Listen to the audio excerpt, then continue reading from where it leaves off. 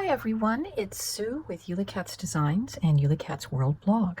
And I've got a great Christmas scene card that we're going to do for the Karen Burniston October 2024 release blog hop.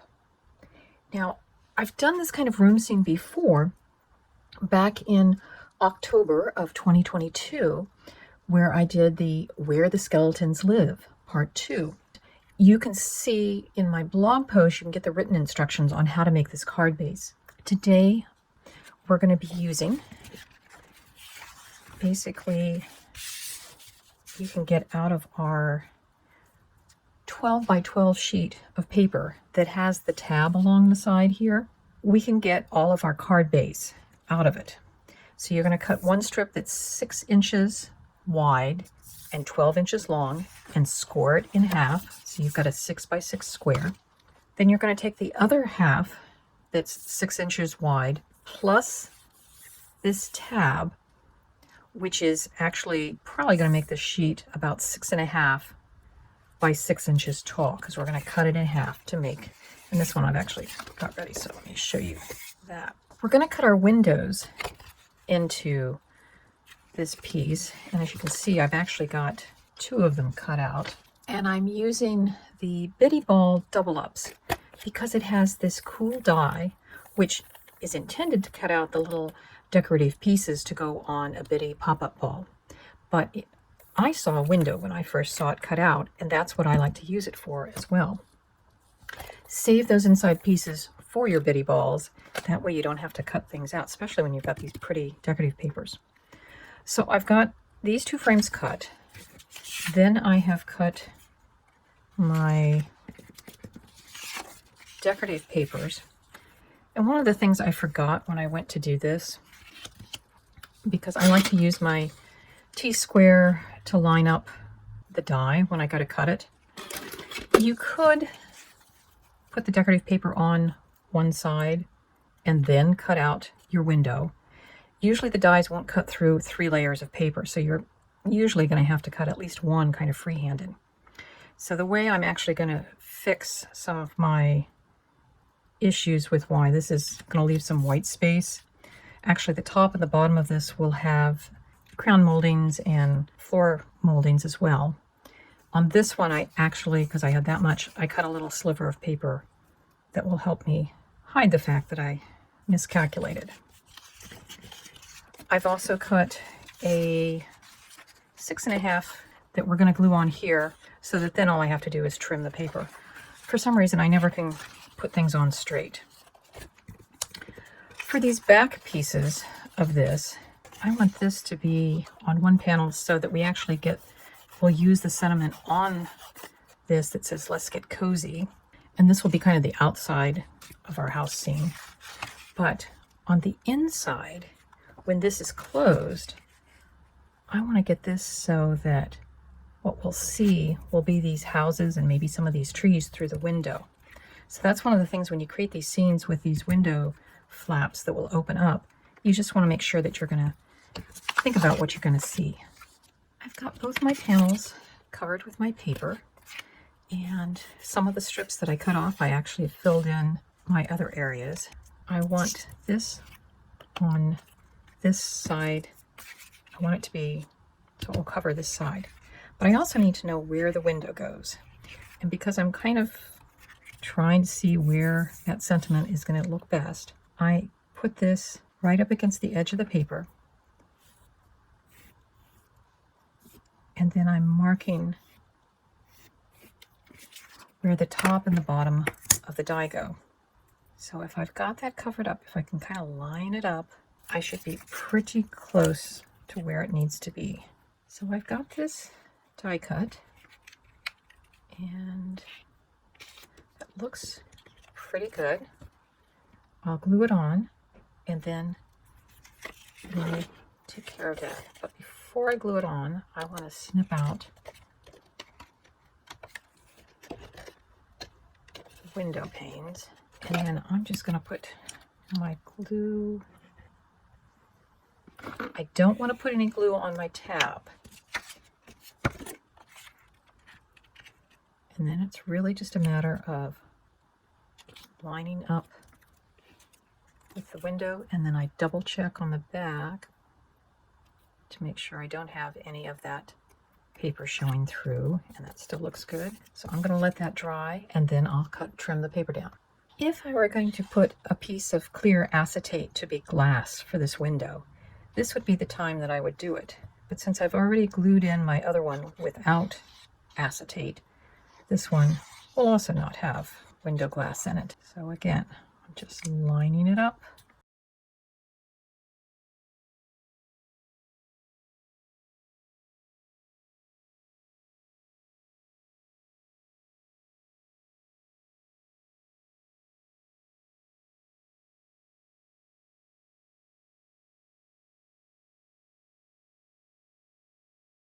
I know some of you are going to ask where I get my paper. This card is using the Graphic 45 Let's Get Cozy set. I like this paper so much that I've bought like 4 or 5 packs of it because it's just the right size in the 8x8 for wallpapers and other, as it says, cozy scenes. Now, something else I want to mention is, like I said, I save all those cutouts because I never know when I'll need something like that. And I'm actually even saving my window pieces because I never know when something like that will just spark an idea in my head. So I probably am a hoarder of scraps. And all of these nice trim pieces may end up getting used in other parts of the card. So again, save your scrap pieces. So we have gotten the side flaps and the back wall of our card decorated with our papers. I'm going to hold off putting any paper on the floor because I'm still working out how I'm going to be adding in our tree pop-up and probably some furniture. I know we're going to have a fireplace on this wall. I also don't want to put on these side walls until I've got the center part of the card done. It just makes it so much easier to work on the details on this part. But when we do, these will get glued to the back side, and then we'll put a nice decorative back panel on it. We're going to work on the fireplace next. Karen has some great videos out there on the assembly of the fireplace, so I'm not going to go a great detail, probably fast forward this through, but I did want to show you, I'm taking the log basket from this. I may use the clock, and from the fireplace extras, that other one was 2. This one I am using the fireplace fender, fireplace tool set. I may use the candles, and I'll probably use some of this greenery. I've also cut 3 strips of 1/4 inch wide white, which is going to go for the baseboards on all of this.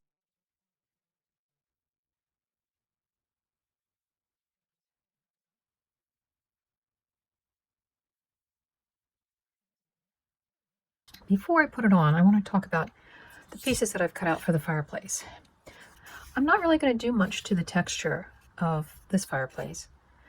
I always cut a second one out of black, and in this case, I have actually just taken a piece of chalk to kind of rough up the extra edge.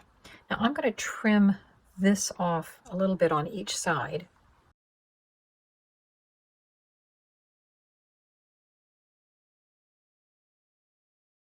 So we said this was 6 inch wide. I'm going to mark my center point.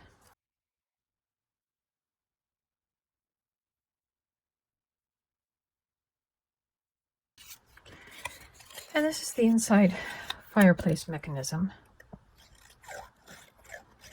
You can pretty much cut this out of almost any color because it really won't be seen.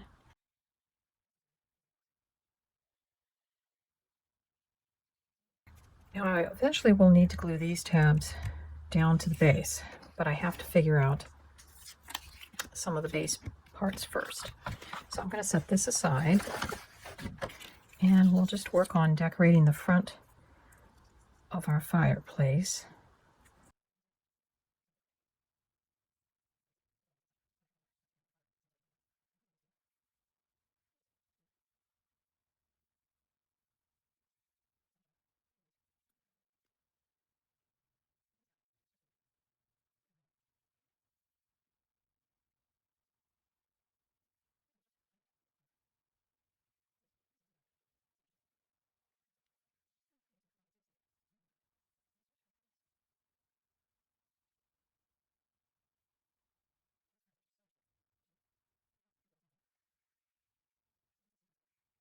So I've got my fireplace partially put in. Now we're going to deal with the floor.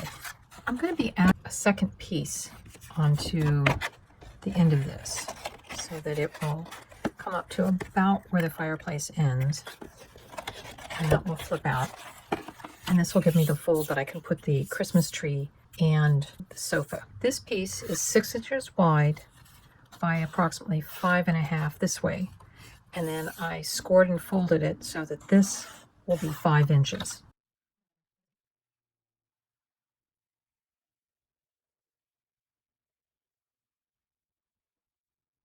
So I color tested my gray markers, and the cool gray 5 is what goes best.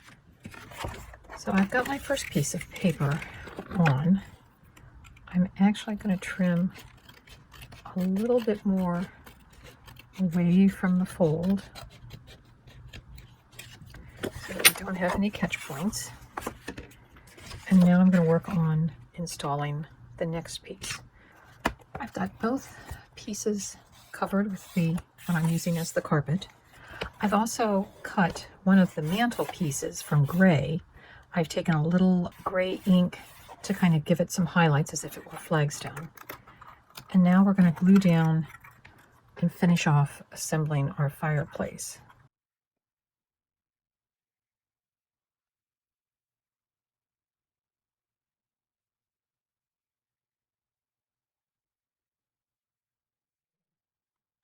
So we've got the fireplace all finished up. And again, you can always go to the assembly video on the Karen Berniston website to review how the fireplace goes together, and then how the fireplace extras 1 and 2 that we've used accessories from to decorate. This picture is just from the paper pad, as is the crown molding. These are borders and other little journaling bits. Just as a side note, I had to cover an orange boo-boo on the candles, so I got some white out, and I realized it kind of looked like melted candle wax, so I did it on all of them. So now we're going to work on adding the rest of the room, which will be based over this fold here. And I'm going to be using the family room pop-up, and again, you can go to Karen Berniston's website to find the assembly video on how to put this together. Now, one of the things that we're going to do is we're going to fold it backwards, because I want the table to end up on this side. So I have folded it backwards, and I know someplace I have a brown piece that will go across here to make this become a table, a side table. But we'll wait to install that after we've installed our Christmas tree. So we're using the Christmas tree pop-up, and then we're going to be using the new Christmas tree add-ons. One of the great things that this add-on set has is the tree skirt. It makes it so much easier to install, because in the original Christmas tree pop-up, you actually cut it into the card to attach it, whereas this one, you cut it into the skirt, and it just makes it so much simpler. And the skirt actually is attached, so when you cut it, instead of being 2 pieces, it's 1 piece with 3 little hinges. We won't glue this in until we have our tree all assembled. But the first thing we'll need to do is, I've cut the base of it out of a heavy red cardstock, and let's just glue that together. So we have the 2 Christmas tree pieces, and we'll just put that one in, and we'll jiggle it until it all goes in. Now this one is a little different because the tabs are on the base, so you kind of have to work them in. Now, to ensure that our tree stays in place, I've taken the little insert pieces that fell out of the centers of these, and we're going to use those on each side. I'm just going to glue it through so that those tabs can't come out. We have just a nice decorative trim, but it'll also keep everything together.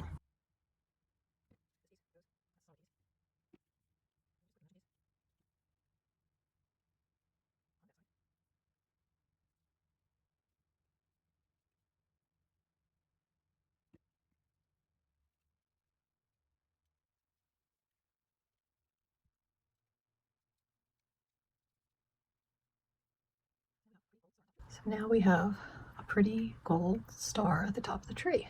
So now we're going to glue down on those two tabs. So I just stuck my fingers up through there to get those to do. And then when it comes time to close this, that's going to come up like that.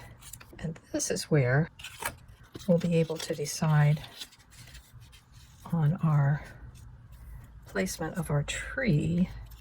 But as long as this stays within our card, we should be good. But I want to keep decorating our tree. So I've got my two side smaller trees, laid out my ornaments, and I've cut my ornaments from a variety of colored foils. These are the little hanger or jump rings for hanging the ornaments. And it's always a good idea to kind of shape them before we start using them. So with your side pieces, it's suggested that you fold it first. You may also want to train those folds to go in. It's designed to have a charm dangle down the middle. These little charms come like this. You train them to fold in on themselves.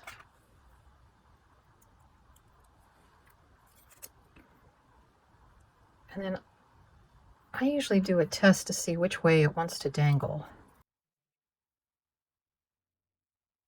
So we've got that in.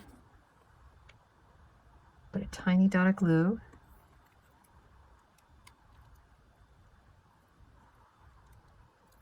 And then we'll close up that jump ring. And so that dangles nicely. And we'll do the same for our other sides. So we have all the charms attached.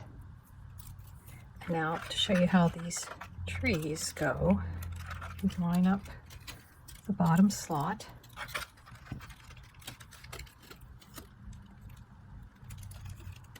And just like the original Christmas tree pop-ups that had the solid sides,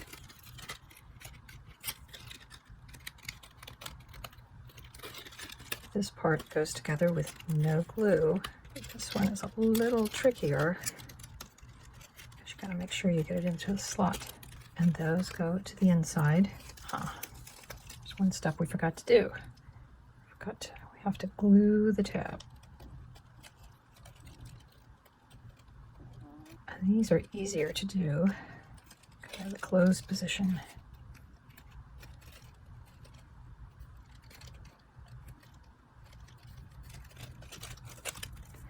So now glue on our, I'm going to put this over as far as I can. I'll set my paperweight on it. So we have the tree installed, and the slit in the center, you just center over the fold line. It's very easy to install. To install our sofa and table, I'm just putting glue on the main section this, and we need to make sure that the corner of that goes in, and then we'll put our glue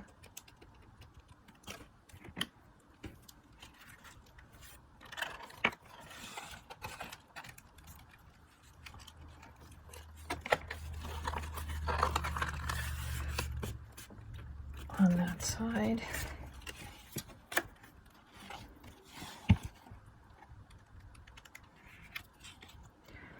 Now, if you didn't see me do it, I actually had to slip the table part or the chair part underneath the tree so that it would go in that way. Now that we have that, we can put on our tabletop.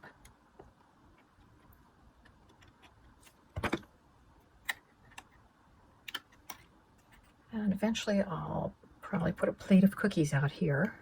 Well, we may add some chain of colored papers around the tree. And I think we'll also glue on our sides. The tree and the furniture are installed. I've also installed a rug and used one of the stamps from the new season of cheer, the Merry Christmas. And I've cut a little oval mat for a signature. And just to show you how it folds up, we'll have to put some kind of paper or sentiment here, this might be a good place to have a tree trimming, carol singing, laughing, ringing Christmas. Could go there. So that will fold up. And this is a very thick card, so it will probably have to go in its own special envelope to make it seal. So we still have to cover the back, and that may just be with some pretty pattern paper. As I said, something here with that one sentiment. You can see candles have a little sparkle to their flames. It's like a nice rosy. I wanted to put some colored lights in the scene, so I'm using the colored lights from the Penguin and Reindeer Snowmen add-ons. In the photo you can see they're strung on some twine. I've done mine on some embroidery floss. The die cuts out. You can color, fold in half, and then just put some glue on it and add it to your strand.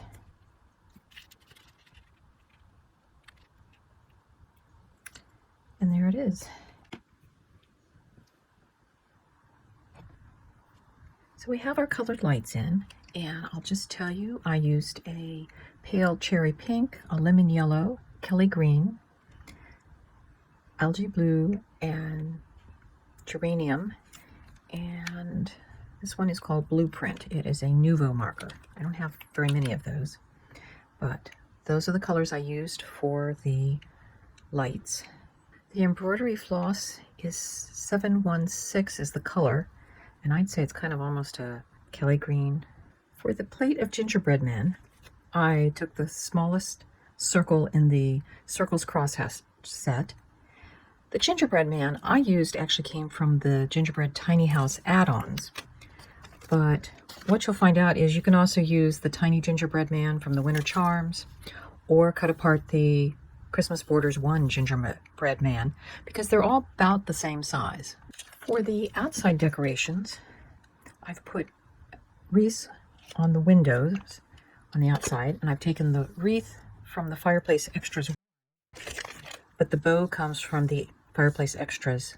I'm working on using the charm rings. As you can see, there's 3 different sizes, and I'm working on making a chain, a paper chain to go around the Christmas tree. So this is my last link, and this is what they kind of look like.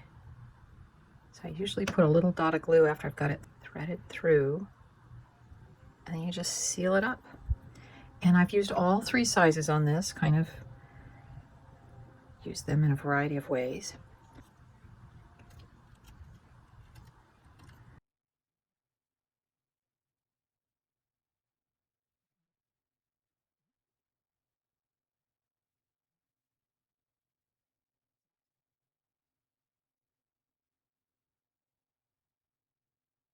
So now you can see how the paper chain looks. And it does seem to go okay when the card closes.